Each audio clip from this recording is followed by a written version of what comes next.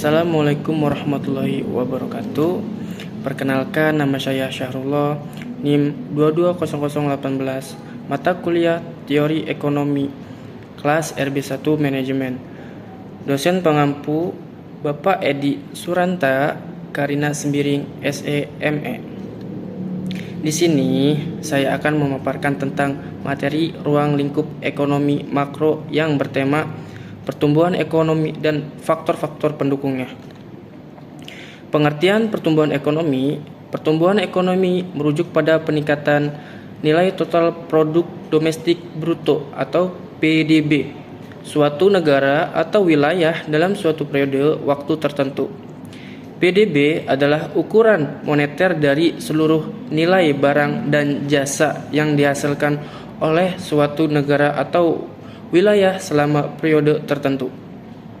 Pertumbuhan ekonomi mengindikasikan perkembangan positif dalam skala dan kesehatan ekonomi suatu entitas. Pertumbuhan ekonomi tidak selalu merujuk pada peningkatan absolut dalam suatu sektor ekonomi. Pertumbuhan berkelanjutan juga mencakup konsep pengembangan ekonomi dan seimbang dan bertanggung jawab terhadap berkelanjutan lingkungan dan keadilan sosial. Beberapa poin penting pertumbuhan ekonomi. Yang pertama, nilai PDB, dan kedua, periode waktu, dan ketiga, indikator kesejahteraan, dan empat, pertumbuhan yang berkelanjutan. Yang kelima, faktor-faktor pendukung, dan keenam, dampak sosial dan ekonomi. Faktor-faktor utama pertumbuhan ekonomi. A. Investasi. Peran investasi dalam mendukung pertumbuhan ekonomi. Jenis investasi yang dapat meningkatkan produktivitas dan kapasitas produksi. B. Inovasi dan teknologi. Pentingnya inovasi dalam mencapai pertumbuhan berkelanjutan dan hubungan antara teknologi baru dan peningkatan produktivitas. C. Pendidikan dan keterampilan. Peran pendidikan dan pengembangan keterampilan dalam menciptakan tenaga kerja yang produktif. Dampak pendidikan tinggi terhadap inovasi dan perkembangan ekonomi. 3. Faktor-faktor pendukung lainnya. A. Kelembagaan yang efektif. Pentingnya sistem kelembagaan yang efisien dan transparan. Peran peraturan dan sistem pengadilan dalam menciptakan lingkungan bisnis yang sehat. B. Stabilitas makroekonomi. Pengaruh kebijakan moneter dan fiskal pada stabilitas ekonomi. Pentingnya kestabilan harga dan kebijakan fiskal yang bijaksana. C. Perdagangan internasional. Manfaat dan tantangan dari partisipasi aktif dalam perdagangan internasional dan dampak ketergantungan pada perdagangan terhadap pertumbuhan ekonomi. Dan keempat, aspek-aspek penting dalam pertumbuhan ekonomi. A. Infrastruktur yang berkualitas. Nah, kita harus tahu nih infrastrukturnya seperti apa. Yang pertama itu peran infrastruktur dalam mendukung konektivitas dan perkembangan ekonomi. Jenis-jenis infrastruktur yang krusial untuk pertumbuhan ekonomi. B. Kestabilan politik dan sosial.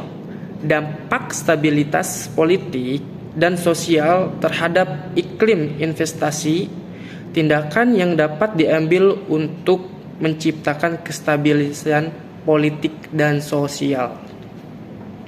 Dan kelima, kebijakan pertumbuhan, insentif pajak.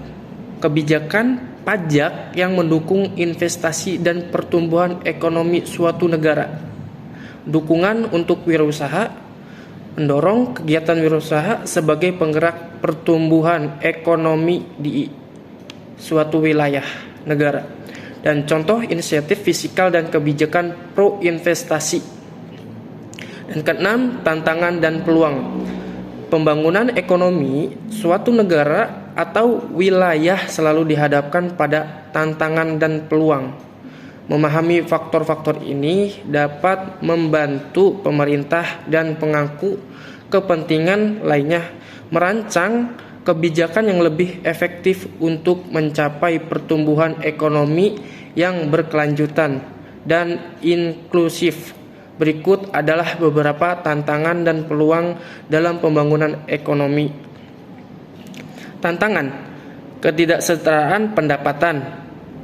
Kedua, pengangguran dan ketenagakerjaan. Dan ketiga, ketergantungan pada sumber daya tertentu. Dan keempat, korupsi dan ketidakstabilan kelembagaan.